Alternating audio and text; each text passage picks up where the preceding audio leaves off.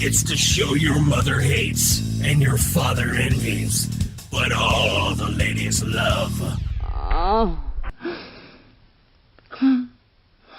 Welcome to the new and improved Destroying Kayfabe, only on YouTube.com, with your hosts, J-Paul and the unofficial fifth horseman, Paul Sweat. Ladies and gentlemen, this is going to be a grand old evening. We had some March Madness last week, and this week is the start of baseball season. But doggone it, I don't give a shit about that. We got your Grand Slam right here. The kickoff premiere of Destroying Kayfabe on this YouTube channel, and we're doing it big time tonight. I'm joined by some ramblers and some Destroying Kayfabers and some levels of wrestling guys. We're just going all kind of grand style. We have Max Magus, the heel of Rambling About Wrestling. Damn right. We got Austin Hollis, aka Puddin' Brain of Destroying Kayfabe, aka everyone's favorite Luger fan. That's right. We got CM Styles of Destroying Kayfabe. Hey. And we've got my partner in crime in this whole shindig, Mr. Paul Sweat, the unofficial fifth horseman. Look, I'm already botching. Yeah, thanks. Austin Hollis mode. I'm the only one here that's getting paid to do this, so. We'll talk about that later. No, I wasn't supposed to say nothing. He is also officially the sexiest member of this call. Well, it goes, the level of sexiness goes by beard length, so I definitely got that. Well, I just shaved, but I still got my goatee, so I'll fit somewhere in the middle, I'm guessing. So, but before we kick off this whole thing, talking about this whole past WrestleMania week, we'll cover NXT Takeover Dallas. We'll, I'm guessing not everybody was too thrilled with Mania, so we'll see how much we cover of that. But we'll also cover the craziness of Monday Night Raw, the night after WrestleMania. But before we kick that off, just like I said in the mission statement that is also on this YouTube channel, we are going to pay tribute to a member of the military, either someone currently serving or someone who used to serve, a veteran. And tonight, we pay tribute to an old friend of mine, an old schoolmate of mine. He graduated in 92 with me. So, yeah, I'm dating myself there. Mr. Kurt Metzelfeld. He was in the Army, active duty truck driver from 92 to 2001. He did 2 tours in Korea, 1 tour in Germany, and he did 6 months in Bosnia. He then joined the National Guard from 2001 to looks like 2012. He also spent some time in Iraq from 2002 and 2003, and he is retired right now. So this podcast, sir, is dedicated to you, old friend. We thank you for your service to this great nation of ours. All right. Now, let's kick off this premiere here. Gentlemen, how are we all doing tonight? Well, I have to sit here with a Luger fan as I describe the fact that audience reminded me of Lex Luger, bland and overrated, and they killed a lot of stuff that night. We're going to talk about Mania, which I felt had a couple of exceptional matches and some okay stuff. And we're going to talk about TakeOver, which I feel stole the weekend. So I'd say I'm doing fair to Midland. All right. I can't complain. It's been one hell of a weekend, and we had WrestleMania, and then we had Raw, now not to mention NXT TakeOver, and there's a whole lot to talk about. Yeah, there is. Yeah. Some good, some bad, some tremendous, some oh dear God, did that just happen? You know. We got to see Shane fall off some shit. Oh yeah. Oh, We yeah. got to Yeah. see a flamethrower. Wait. And hey, oh, look over there. Those are Attitude Stars, you remember? Damn it. Yeah, that's Now, hold on a second. Did we Limping really down the see ramp. Shane fall off of something? Did we really see Shane fall off of something? I saw an article that said that was all CGI. really. Nice. Then again, someone- I got that article on Kayfabe News, so that's beside the point. Oh, I'll have to check that out. I love that site. Thank you for bringing that up. That's It's the greatest site ever invented. yeah. I've seen a couple ripoffs pop up here and there over the course of the last few months. Some just downright like nasty, not even like trying to be funny, and they're not. They're just like stupid. Like just crude, and I can't remember what they are off the top of my head, but that's not why we're here. Let's get into this because we got a lot to talk about tonight, guys. Let's start with what is possibly some of the best stuff of the weekend, and not to get into the worst later, but it's all over the place. So let's start with NXT Takeover Dallas. That should have held the moniker WrestleMania, honestly. Yeah, you know, I heard a lot of people saying,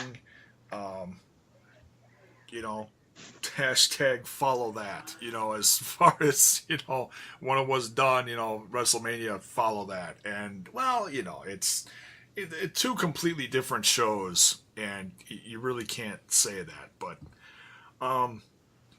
Well, I mean, as soon as like, you know what, fans do that every time that there's an NXT special. I mean, and not realizing that pretty much every week, that the week-to-week show is skippable for the most part, but every 3 months, it's really worth a watch. But to compare it to WrestleMania is apples and oranges. I mean, we all knew going into Takeover that this show was going to be better in ring-wise. We already knew that as soon as they said the words Shinsuke Nakamura.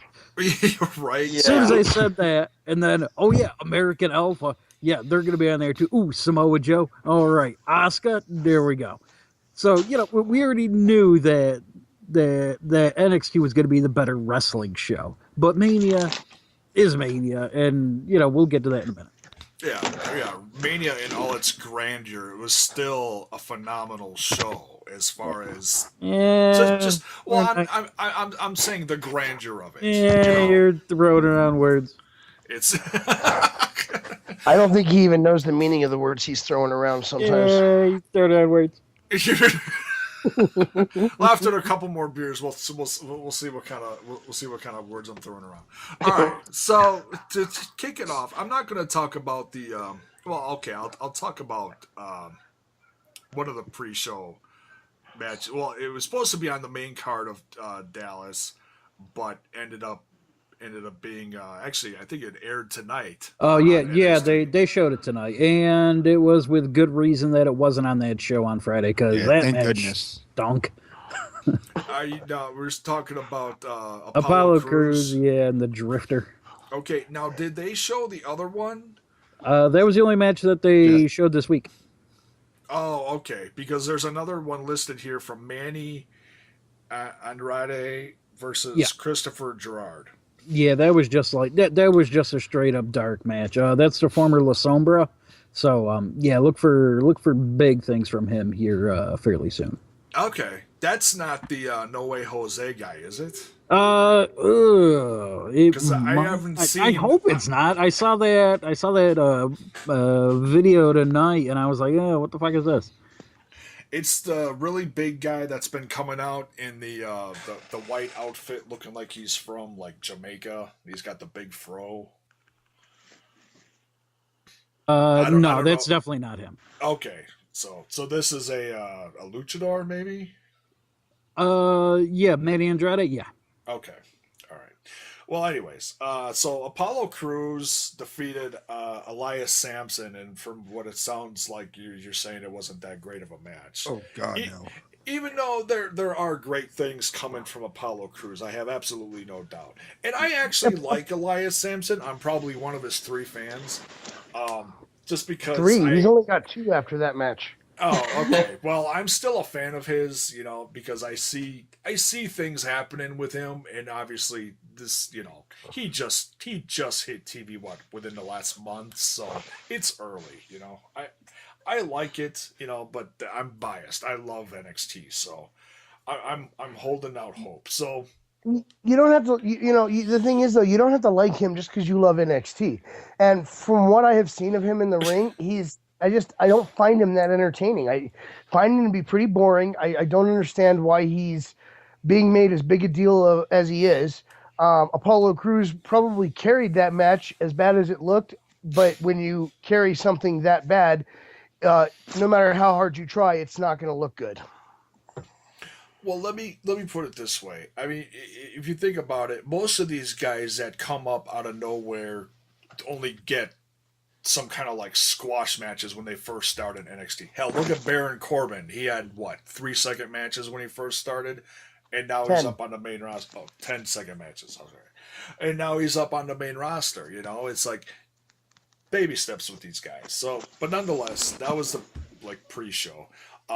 But let's get into the nuts and bolts of this. The American Alpha, Jason Jordan and Chad Gable going up against the Revival's Dash and Dawson, the tag team champs. Man, awesome tag team wrestling. I haven't seen this kind of emotion in a tag team match in a long time, guys. Yeah. American Alpha, even though it's a shitty name, those guys are just absolutely amazing. I never thought Jason Jordan had a whole lot going for him, but being with Chad Gable is just put him into the stratosphere, and Gable's going to be a super duper star once he gets up to the main roster.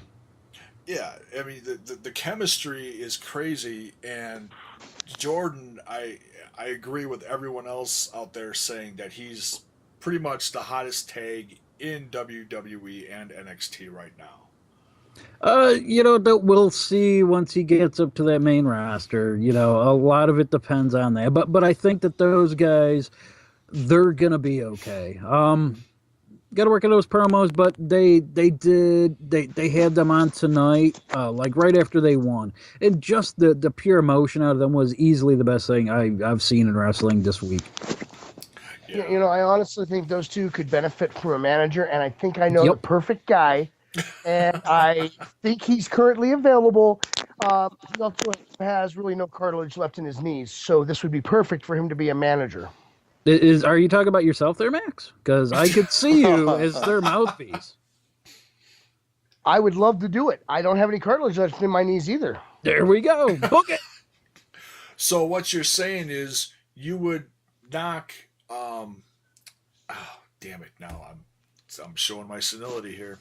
The guy that would come down with Swagger, Zeb Coulter. Zeb Coulter, sure. You would drop kick Zeb Coulter out of his 4-wheeler and steal it and go down to the ring with them. Is that what you're saying, Max?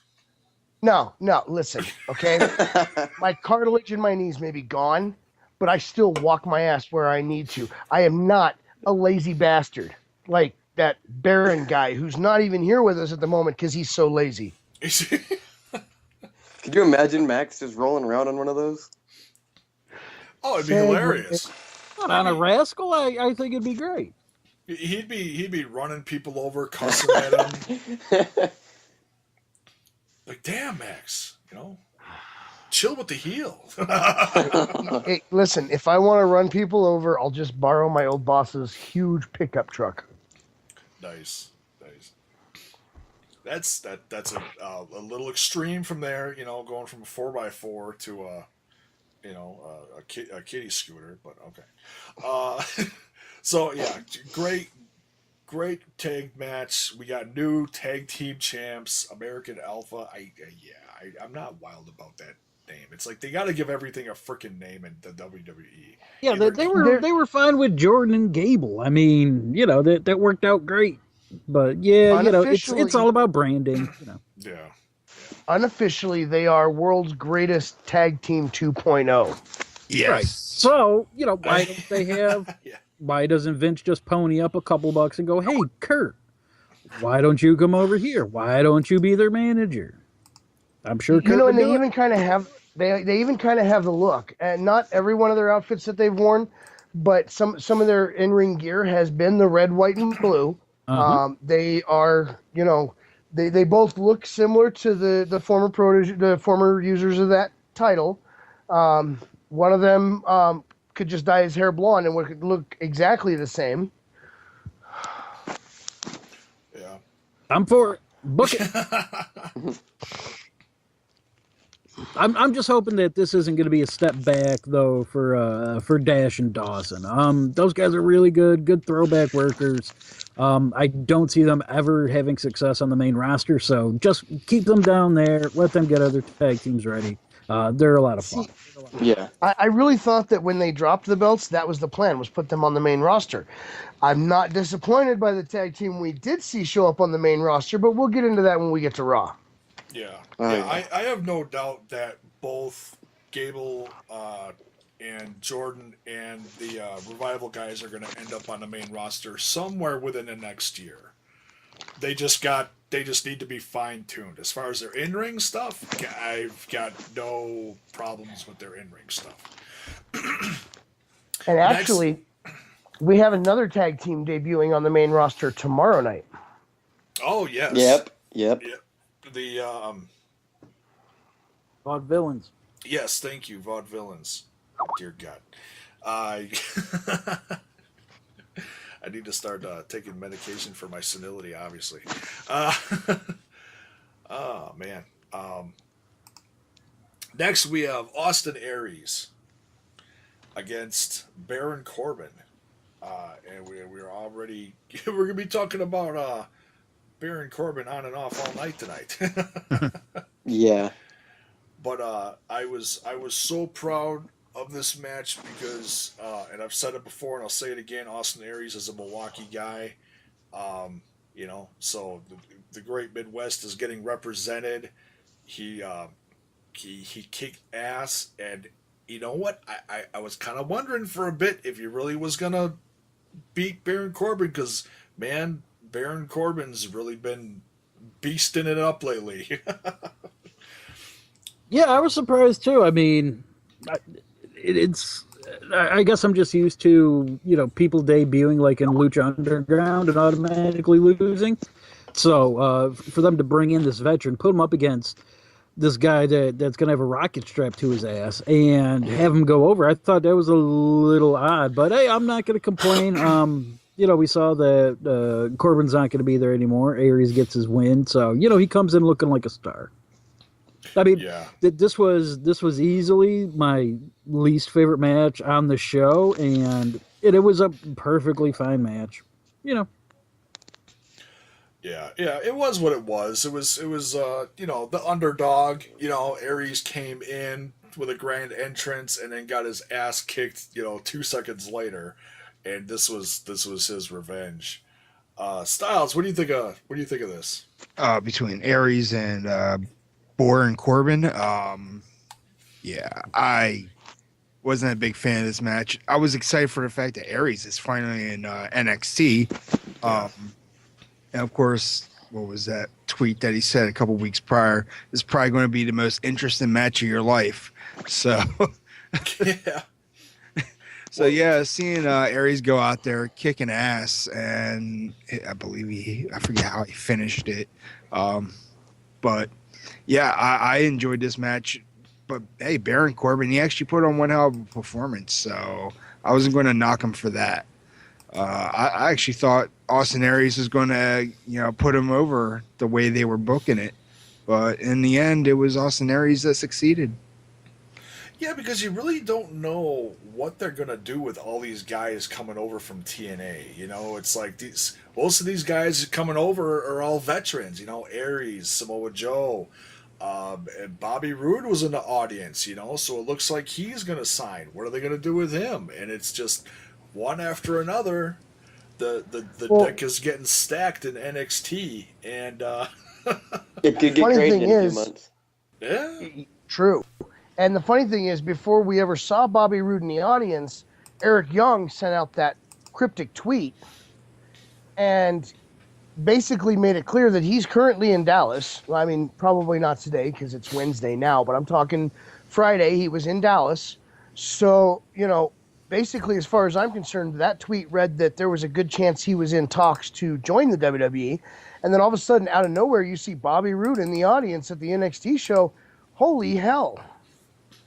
Yeah, and it's as much as they're bringing in guys right now. They brought in Joe some months ago. They brought in Aries a few weeks ago, and Bobby showed up on this show. So obviously, if they're in talks with all these guys, they can't have everybody show up at once because that would just be that'd be crazy. As fun as something like that would be, I understand how they want to space it out, give it time, let these guys debut, let it simmer for a while. And joining the show, better late than never, Mr. Finally. Barry. Captain Scumbag himself. How the hell are you, Barry? I always run late, but I'm here. And I'm doing good. It's always good to hear everybody's voice, all these wonderful voices, until I assume Max is here, until he starts talking, then shit just goes down. I already got the insulting of you out of my system before you ended up joining the call. All right, And Max, I'm sorry. I'm sorry. It's good to have you here. Oh, I'm glad to be here. Oh, and I'm very happy to have you here. So, welcome to the party. We're in the middle of talking about NXT Dallas. We were just talking about the Aries Baron Corbin match.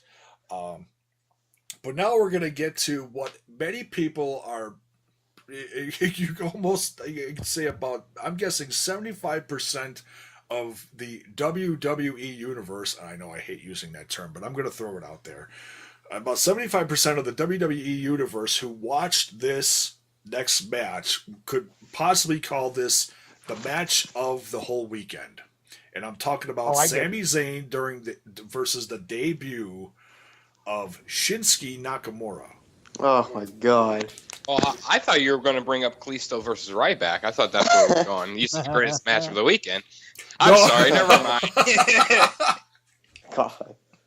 Well, you, sir, are smoking some good shit if you think that You're was... damn right, and nothing but the best, God damn it. And he hasn't even been to Denver where it's legal yet. True. Just wait till you get out there. Guys, it was so good to see Nakamura. This is one of those where, people complain about, the build-up for this match sucked. I've heard so many people, including some of the guys in this phone call, say that, the build-up for this match sucked, the build-up for that match sucked.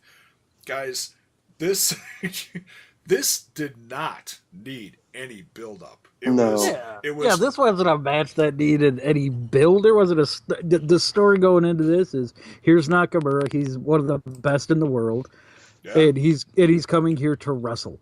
That's it. I don't need a complicated bullshit story. This guy came in there, did what he was supposed to do. He came in and had a Shinsuke Nakamura match, and it was terrific. It was the best. It was the best match I've seen on WWE TV this year. Yeah. Listen, I have been in the wrestling business for almost 20 years. We have talked about this on multiple shows. We have talked about this several times. That should tell you that I have seen the trading punches done a lot over the years. And I am not lying when I tell you that this was probably the most entertaining punch trade-off I have ever seen in the 20 years I've been in the business. Yeah, they both sold it so good, and then right after that, Sammy giving it back to Nakamura with the stiff punches and the kicks and everything. Just everything about this match was fantastic. As soon as his music hit and he started walking down to the ring, Shinsuke Nakamura established himself as the most charismatic guy in the company. Yeah. That it's not even close. He showed it off immediately. He didn't, and a lot of times NXT tries to mold you. They try to do something different with you. They change your name or where they give you a goofy gimmick, and more lately. With these guys that are international stars, they're not crafting them, they're not molding them, they're just letting them be themselves, and that's the smartest thing you can do with Nakamura. Right, yeah, they're already established names, so why try to pull the wool over our eyes? You know, those things don't work nowadays. Yeah. It would just be rejected and shit on, so you know what, just let the guy go out there, do his thing, let him keep his name. All right, they changed the name of his finisher, and they gave him different music. Oh, well, but it's still, he's still the same Nakamura. Oh, exactly. And that's all that matters. I mean, you know, he got to go out there and work his style of match, and you know, it was the most motivated I've seen him in quite a while. Yeah, because this is a debut, a big debut. They didn't throw him against, you know, Elias Sampson. They didn't throw him against, I don't know, Phil. He wasn't in there with some jobber. You know, he was in there. They didn't throw him against No Way Jose. You know. Although, let's be honest, it might have been entertaining had they put him in there against Blue Pants. Oh God. Oh, that'd be hilarious. Oh, I love me some Blue Pants. I do too. That'd be crossing some borders there that they don't do like hardly like ever since like the Attitude Era. You know. And I think I speak for all of us when I say that Nakamura has the best theme in the WWE currently. Yeah, I gotta go back and listen to it. No, it's got to be Brie Bella. Okay. Yeah. Hands down, bar none. Brie Bella. I don't. I'm kind of partial to Oscars. So. I love AJ's. Me personally, my alarm clock is Samoa Joe's. I love Samoa Joe's. It's it sounds like somebody's coming down the street and he's gonna kick your teeth in, and That's your alarm clock? And that's the soundtrack to it. So I wake up every morning going, holy shit, Samoa Joe's in my room. Oh no, wait, okay, it's just time to get up. And I'm gonna be honest with you, Enzo and Big Cass. I didn't like them at first because there's that whole Jersey thing going on, but I've really come to like them. The only thing I don't like about their entrance music is the way I think of FBI when it starts to play. Now, which version of FBI? Because I've heard a couple different over the years. Doesn't matter. The first thing comes to mind is the full-blooded Italians when that little Italian riff plays at the start of Enzo and Cass. Oh, okay. Because my first introduction, honestly, and I know you're going to hate this, my first introduction to FBI was Nunzio. Nunzio. Excuse me, Nunzio. Oh, Nunzio. Oh, shit. It was the WWE version of it. No. Well, I'm just saying that was me. I'm not saying that was That's the CIA. That wasn't the FBI. Yeah, that's if it doesn't have Tracy Smothers in it, it doesn't. If it doesn't have Tracy Smothers shaking his cock, then it doesn't count as the FBI. Okay, I obviously have to go back and watch this because that sounds friggin' hilarious. It's the greatest thing ever. While we talked about that, I would like to point out that better than Tracy Smothers shaking his cock is Joel Gertner talking about his. Yeah. Oh, dear Lord. They're on par with each other for sure. Joel Gertner is a legend. I seriously. And need not to just watch in his this. own mind. You know what? If Tracy Smothers was with Enzo and Cass, I would like Enzo and Cass.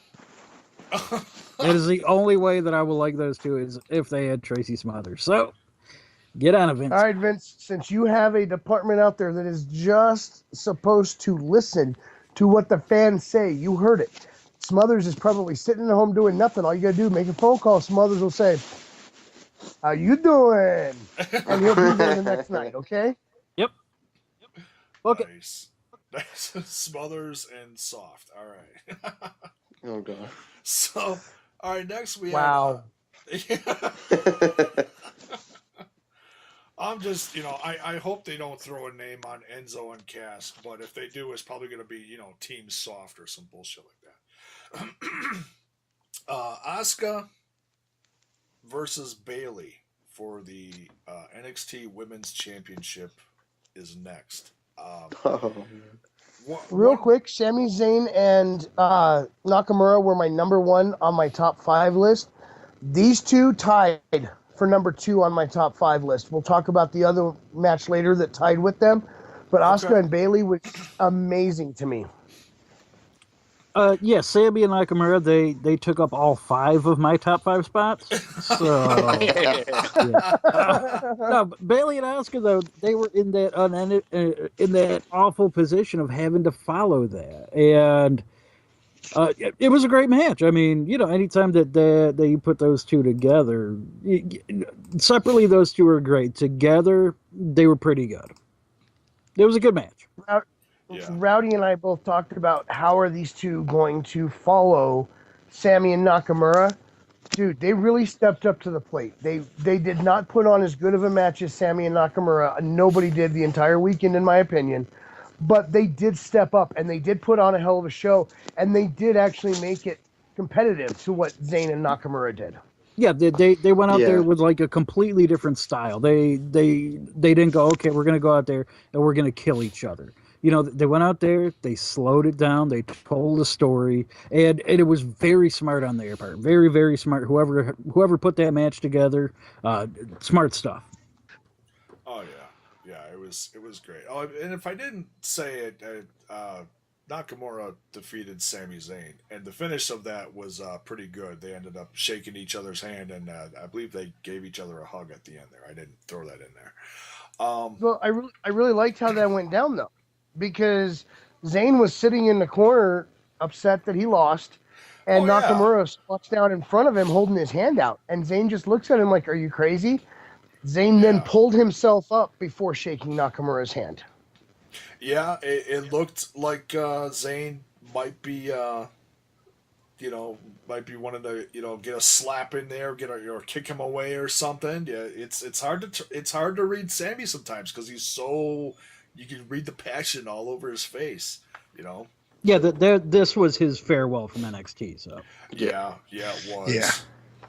Yeah. Well, from what I'm hearing, this may have been his farewell for a little while, because I found out that the reason that they replaced him in the match on Raw partially was because he suffered a legitimate injury earlier on in the night. See, now I heard in the aftermath of Raw that he was fine, so I don't know. yeah, he was there. Yeah, He was there on SmackDown. So yeah, I think it it was just like holding him good. off. He just went through 2 hellacious matches, so it's kind of like, let's give the man a break. Right, and it was that entire thing was just to reintroduce Cesaro. So Yeah. I think Sammy's fine. It makes sense. I'll talk to Melt. I'll get. I appreciate that. You do that and get back to me, and we'll get I will. that going. I'll get a hold of Big Dave. Thank you, Mr. I'll Sir. tell you what. I'll check in with my contact who actually works with the WWE as well, and see what he says. All right, you guys do that. I'll work on this next beer. All right. Let's go talk to Harley Race. I mean, that's the only person I got. Oh, Whoa! Do not disturb the man right now, okay? why? He's working on getting packed to go to CAC. Oh, okay. You cut the cauliflower club. Okay. Yeah, the wrestling convention in Vegas. Right. That's coming up like this next weekend or something like that. Yeah. Yep. And who's going? No, I was kidding. I'll be there. Unfortunately, this year I cannot afford it. So guess what? I'll be right here with you guys. Have you gone to that before, Max? Last year, hadn't you joined us yet? Yeah, you know what? You did talk about that, didn't you? I was on that show. Come on. Oh, okay. All right. Well, yeah, it's, like I said, it's old age kicking in here. I don't remember every show and what we all talked about. All right. I remember the important ones, and that was an important one. Okay. Right. I'll have to Damn go right back it and was. listen to that one. No, that Cauliflower Club is a special thing for people in the industry. It is. And they, paying tribute and everything. Yes. Last but certainly not least, some like this match. I don't think actually too many people actually like this next match, unfortunately. Really? I thought it was great.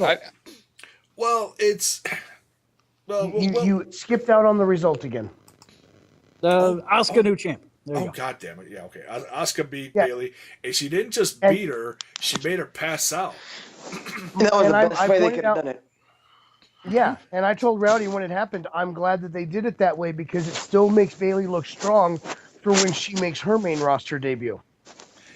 Yeah, you know what? And it's Yeah, but they left it off to where these two are going to face off again. It wasn't a farewell for Bailey to come to the main roster.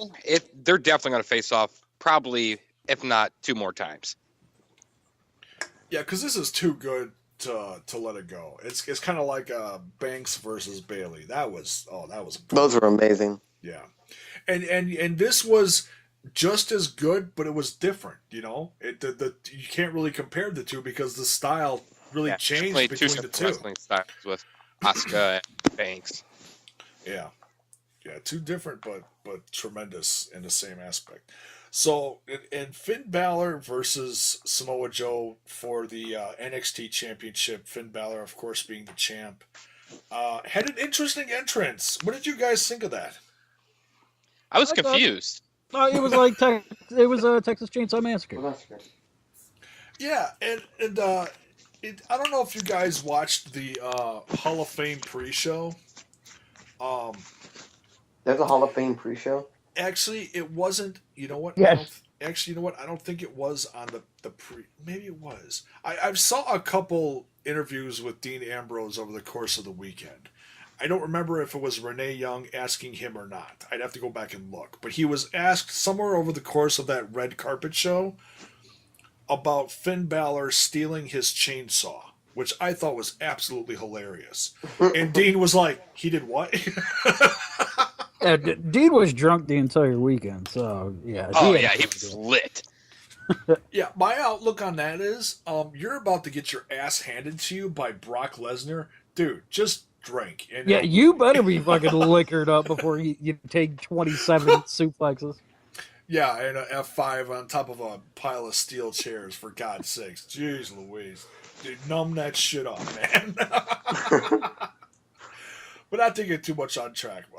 But yeah, so Finn Balor comes down to the ring with swinging a chainsaw, and I was like, whoa, a little different. Of course, the chainsaw didn't have a chain, which of course some people are probably like, oh, it was stupid.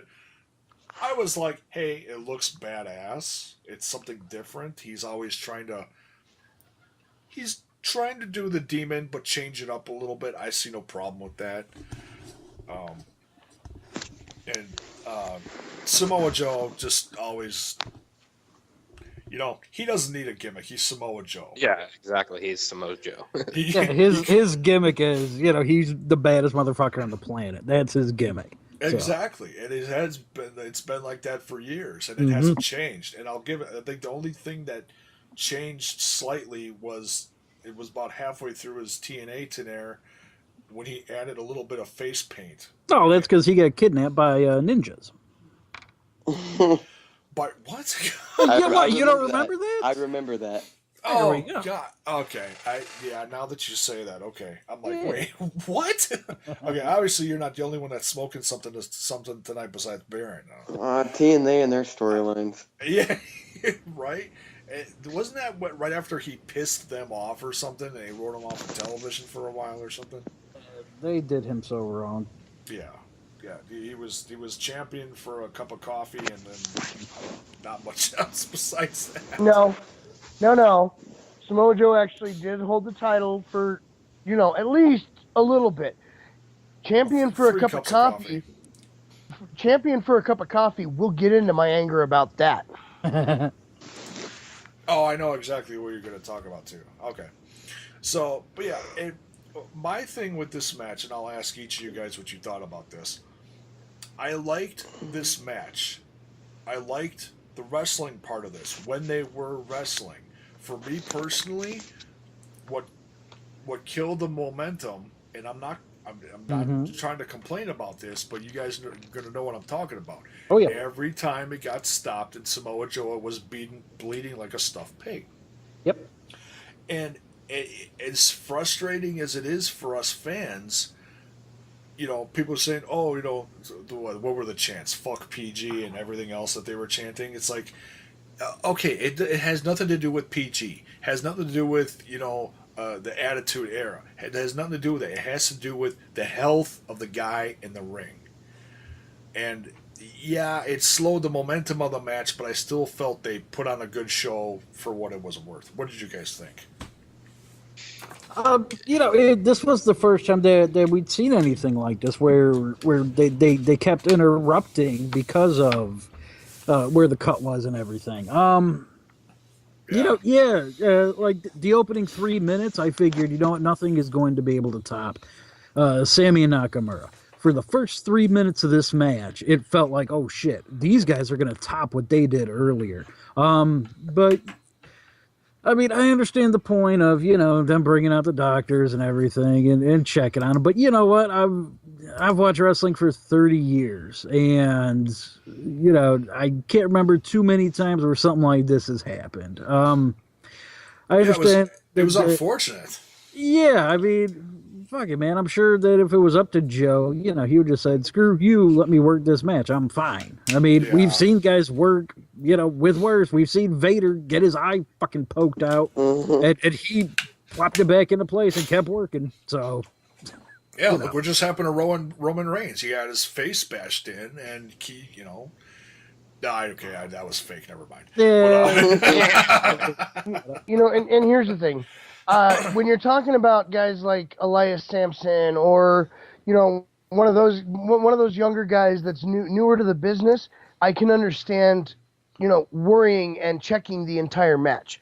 I think part of what set the fans off was they could see that Stephanie was legitimately pissed off because Samoa Joe kept telling Medical to get away from him, that he was fine, that just let him work the match. And so I think that set some of the fans off. Someone like Samoa Joe, though, he's been around a while.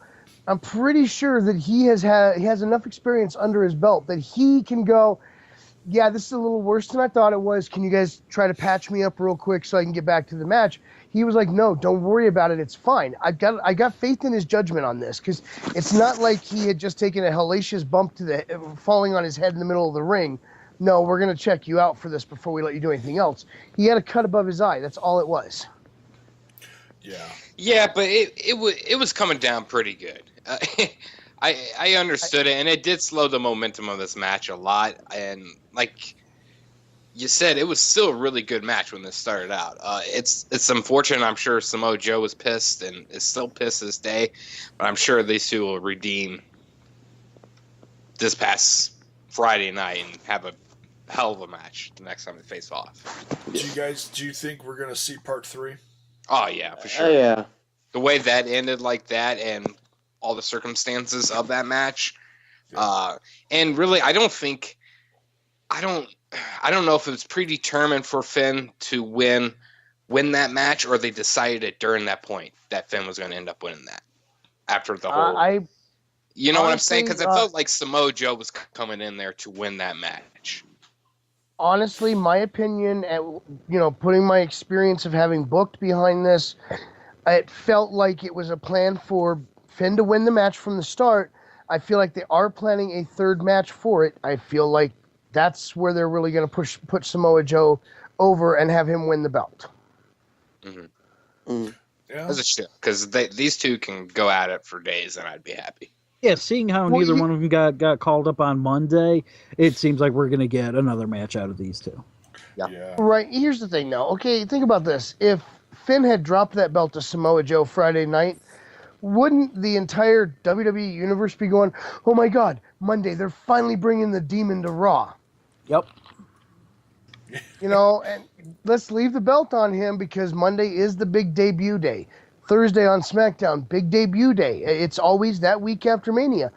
Yeah. Let's leave the belt on Finn. People will go, okay, maybe they're not bringing one of them up. Yeah, and everyone's speculating on how they're going to bring in the Balor Club or Bulletproof or whatever you call. Are they going to attach them to Styles? Are they going to bring them in separately? Who knows? There was a rumor I saw online, and I really hope this is how it works. Who's your number one contender right now for the WWE World Heavyweight title? Yep. I hear he's phenomenal. Okay. So, and the current champ is Roman Reigns. So, the rumor that I heard it's just a theory. It's not something that anybody's heard any confirmation on. But the rumor I heard is we're looking at a possibility of the following taking place. The Shield versus the Bullet Club will be the Was Max in our call yesterday? I have a feeling he was, because I said this. Stole it right from me. I was the source, goddammit. Unfortunately, I was not here yesterday. For those that don't know, I actually got a new job. I am not with that crappy slut pizza place. I am now in the barbecue business, and therefore I ended up working last night. So no, Baron, I did not steal the idea from you. The only way I could have stolen it from you would have been had I listened to the show today, and I haven't had time. I've been doing other stuff all day. Lies. All right. Well, that's what Max Major says. That's what we got to go by, I guess, guys. But, all right. So, And listen, I am enough of a heel that had I actually stolen it from Baron, I would go, damn right I did. Deal with it. and stuff it right back down his candy ass. All right. So yeah, it's the whole fixing Joe every 2 seconds. Unfortunately, did take something away from this. Pissed off the fans, blah blah blah. But in the end, Finn Balor is still your champ, and yeah, like we said, from the looks of it, we're gonna hopefully get part 3 out of this. So, And let me ask you guys this quick question here. Shoot. So Balor won the belt. He's got the title. What do you think if they actually called up Samoa Joe? I was really hoping that that they would have. I mean, he would instantly be the top heel in the company. Yeah, and I think it's still a possibility. I mean, maybe they could do it, this upcoming Raw or something. Maybe, I don't know. It kind of seems like one of those 2 guys are gonna have to get called up pretty soon. Yeah. And I've said this before, and I can't remember which podcast I said it on, because I've been on a couple different ones lately. But I tell you what I want to see from Samoa Joe when he hits the main roster. I would love to see something, and I say classic because these 2 faced each other a long, long time ago, and I don't think a lot of people know about that. I want to see Joe versus Cena. Oh. And I think that would be a great way to introduce Joe, to have him come in and have these 2 just knock the shit out of each other. Similar to how they had a feud between Lesnar and Cena when Lesnar first came back a couple years ago. I don't know if John can take those kind of bumps anymore. Yeah, I don't think so. I mean, either. we've already seen that Joe's already crippled one person, so. Oh, this is true. He sorry, Tyson. poor kid. Yeah, there's way too much money in Cena to put him in there with Joe. When did they face off? Was that UPW or was it? Yeah, it was in L.A. back right before Cena came to right before Cena went over. DW, right? I think it was Ohio Valley Wrestling. Oh, hi. Okay. It was right before he started facing off guys like with Batista, Orton down in FC, down. Now you got me saying it down in OVW. Yeah. Back in. And that's something I might want to check out. Yeah, if you look up old, yeah, I can't remember whatever it was called back then, Hollywood Wrestling, whatever.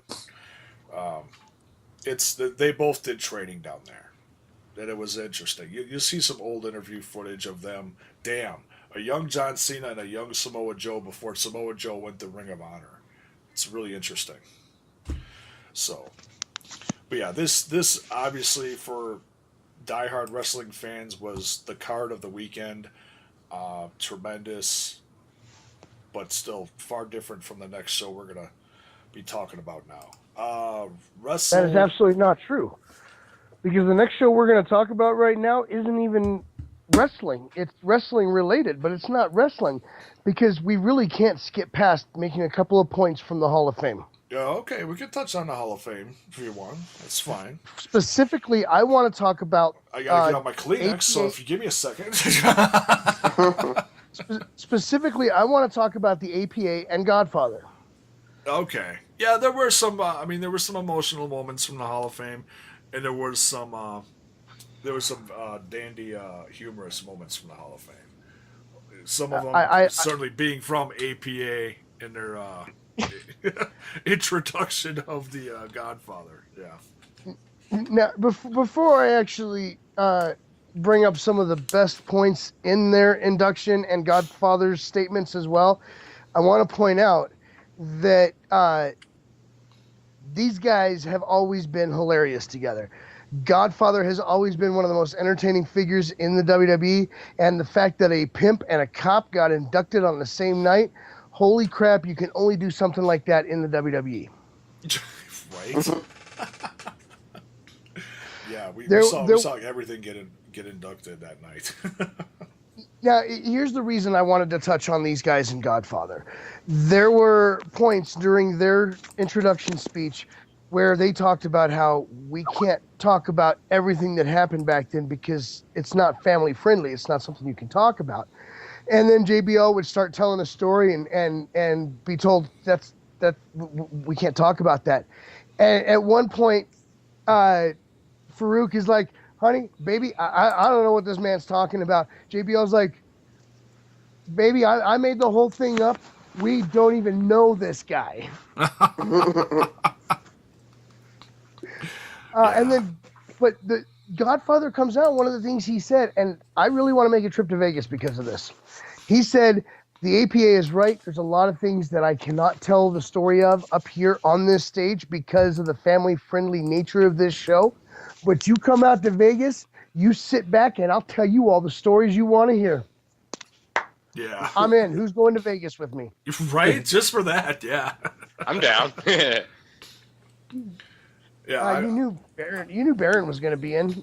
I'm always down for anything. Yeah. So yeah, this show did have some moments, and some of these guys I knew better than others. Stan Hansen, I know, was a very revered person in this industry. I really didn't. I wasn't as interested as others may be. I know JBL always brings him up, and that was one thing he joked about, saying, "Hey, thank God for JBL for always talking about the Stan Hansen lariat," and when he's comparing him to someone else in the ring.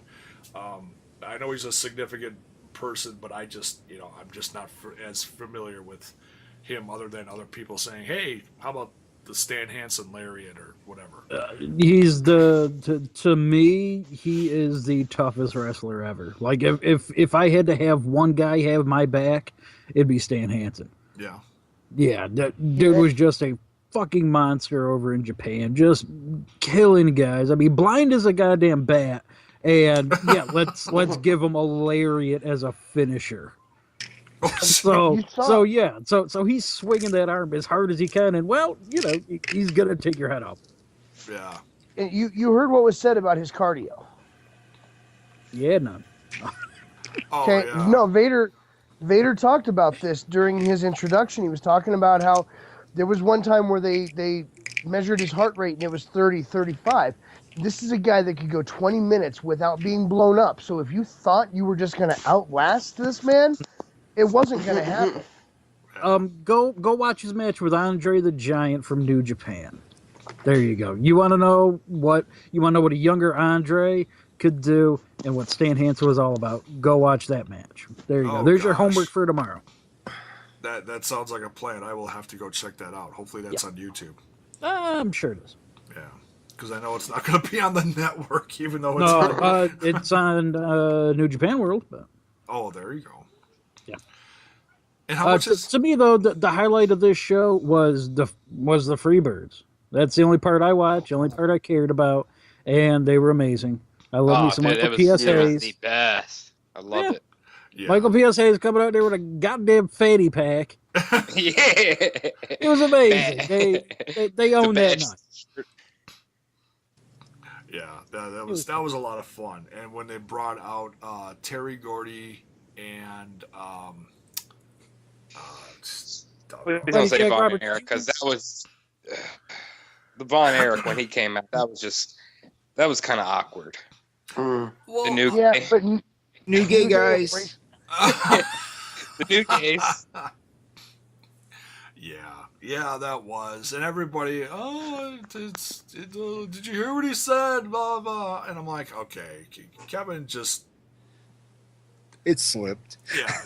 yeah. You could call it a Freudian slip, whatever you want to call it. Yeah. He's from Texas, and his whole family is dead. Cut him some slack. Yeah. All right, you're right. Jeez. But he's living in Hawaii now. Yeah, no, and I'm sure he's still not wearing shoes because he never wore them when he wrestled. You know what though? I looked at his feet when he came out. He did have shoes on his feet. Nah, I thought they were flip flops. yeah, see? Well, nonetheless, he still had something on his Something. feet. But yeah, it was as much as I wanted, and I think a lot of people assumed that Kevin Von Erich was going to induct them. I think that's the way it should have went. It should have been. I get why they had the New Day do it because it was a 3-man stable with another stable or whatever. I get The problem is that they didn't even talk about the Freebirds. That they went out there, they did their New Day shtick, and that was it. Yeah, they said Well, free actually- birds rock. Yeah. Well, no, they talked about how the Freebirds were like a group of brothers out there working in the ring, just like they are. They went out there and made their the family comparisons. and yeah. And apparently, the original plan was for Von Erich to do the induction speech himself to introduce them. Somewhere along the way, they decided that they wanted New Day to do the introduction. I at first thought it was because they were trying to save money because New Day was already being paid to be at the Hall of Fame anyway. So why pay Kevin Von Erich to come flying in to do this, right? Yeah. And then I realized that what it really was they wanted him to be a part of the, and it was probably Hayes that came up with this particular idea. They wanted him to be a part of the acceptance speech to basically honor the feud because really. The Freebirds get that they would not be going into the Hall of Fame if it wasn't for the feud with the Von Erichs because that's what really put them on the map and really Absolutely. made them a household name. Yeah. Yep. So I think that Hayes was the one that said, hey, we want him part of the acceptance speech so we can honor him and his family for what they did for us. I figured that have a New Day out there was just a rib going, well, see, since Michael P.S. Hayes is such a racist, we're going to have the New Day induct him. That's what I figured. Well, you do notice that they had the New Day completely off of the stage before Freebirds ever came out the other side. Well, they needed to because P. Hayes was going to knock him over with his fucking dancing. Uh-huh. Yeah, who knows what he was carrying in that fanny pack? Hayes was going to knock them over with the fanny pack, not with his dancing. That fanny That's a pack guy was who I for would nasty pay to have a fun. beer with and hear stories about the business. Uh-huh. I mean, the story about who was it? The story in the bar and the biker came up. That was the highlight. Yeah, him and Terry Gordy. For me. Terry Gordy. Okay, yeah, and it was classic. Why are you laughing? They missed. Because they missed. Yeah. That was it was classic. Mm-hmm. Yeah, that was some funny shit right there. The stories they told. What I thought was interesting, and they didn't have him out there too long, but that's okay. When they brought out Gordy's kid, and I hate the fact that they called him Slam Master J. On the freaking the website WWE.com. Because he was only Slam Master J for a freaking 2 seconds right before they let him go. They put him with what was it? Oh, they put him with Crime Time, I think. They did some stuff with him, and then he was gone. But Was he with JTG? Yeah, he was with him for like a couple promos and maybe a couple matches. I don't remember. But he's Jesse from Jesse and Festus. Yeah, that's where what I was I about to never say. remember him being Slam Master J. No. Oh yeah, But that I might said, have been it like, wasn't long. a very brief thing they did. So, and it was cool to hear him talk. Apparently, he's a cop now, so he has nothing to do with wrestling. So, it was nice to see him. Not familiar with the other kid who was out there, but it was nice that they included someone from each part of the family. Mm-hmm. Yeah, definitely the entertaining highlight, and of course him doing the lovely karaoke of Bad Street USA, running all over the arena. That was tremendous.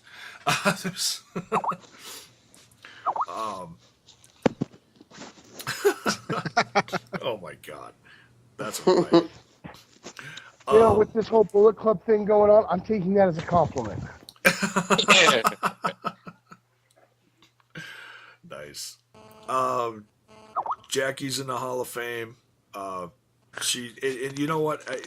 It was nice with the promo that they did of her because it kind of educated me like how significant she was to women's wrestling. And I think everybody thinks of the Attitude Era of Lita and Trish, but there was a lot more than that, you know. It felt like a token introduction to me. You know, she never really did anything of note. I mean, it's a Hall of Good, not a Hall of Fame. You know, it is what it is. It's not like there's a voting or anything like that. It's, you know, that they have their criteria of who they want in and who they don't. And she got in. You know what? Hey, good for her. Whenever I think of Jackie, though, I think of her with Kevin Sullivan in WCW. And they were trying to get over that they were too legit to quit in '96. Oh God.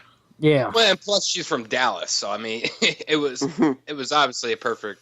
I mean, you know, Yeah, it get as many people from Dallas in the Hall of Fame as we possibly can. Yeah, exactly. Yeah. The only person in this business, the only person in this business that I hate as much as I hate Luger is Kevin Sullivan. Mm-hmm. I know he set up Benoit, that son of a bitch. Yeah, there's a lot of. That's a separate show. That's a separate show. That's yeah.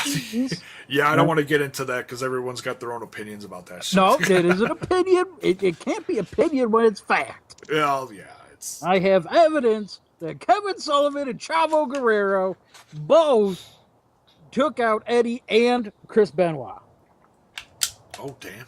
But again, that's for another show. That's just a teaser right there, folks. Oh damn. True. Ladies and gentlemen, coming soon, a Levels of Wrestling special production, The Secrets of the Wrestling Deaths. That's right. I'm going to talk about that. I'm going to talk about Hollow Moon Theory. Talk about all kinds of stuff. Wait, did you say Hollow Moon? Yeah. Is that rank right up there with Flat Earth? Yeah, I'll talk about that too. It's all real. Geez. I might need to be on this show. There we go. See, look at that. The truth. All right, Mania. I can go on. I know there was a reason why I brought you into this party, Mr. Smith. Can we to talk preach about the word of the truth. Can we talk that night also about the fact that either the technician that was up in the rafters or Owen himself had to pull the emergency release lever for him to fall? That's episode man, 3. don't do that, boy. Oh, Come Jesus. on, leave it alone, Max. That's going to be episode 3. Max is going to be on it. There we go.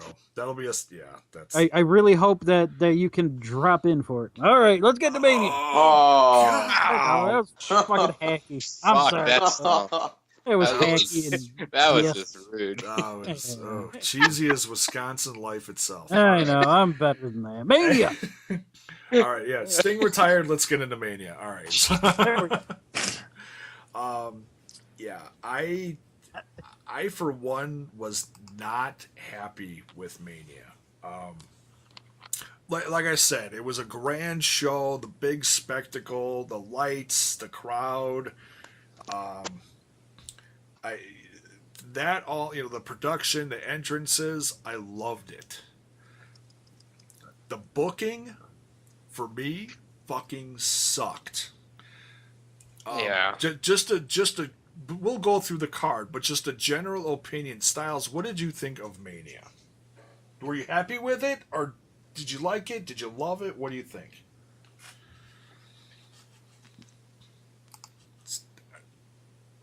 Styles? No. Oh, hey, sorry about that. It's all right. For a minute, I thought you were talking to someone Called else. a mute button. You have to Now repeat that question. No. What did you think? Just a quick overview of Mania itself. Did you like it? Did you love it? Did you hate it? What do you think? I We'll didn't go into hate the it, whole- but I did not love it. Okay. You know, there was plenty of markout moments. Yeah, I missed the pre-show, and I'm kind of glad I did, and because I heard nothing good come out of it, and I believe it was even on the USA Network, from whatever you were saying. Yeah. Yeah, they did like half They of got it 3 on free there. matches. Yeah. Yeah. Well, they were simulcasting. They were on the network at the same time as they were on USA, but the reason they did part of the pre-show on USA wanted to be a part of WrestleMania in more than just advertising. They apparently really wanted to have a big part in it, and this gave the WWE an additional chance to sit there and sell the network during a pay-per-view. Because when you're doing WrestleMania, your commentators aren't going to be talking about the network sport. Thanks for listening to Destroying Kayfabe with J-Bo and Paul Sweat. You can hear them every Wednesday as they bring you WWE, NXT, and Lucha Underground news and reviews. You can also hear them on mindofcarnage.com.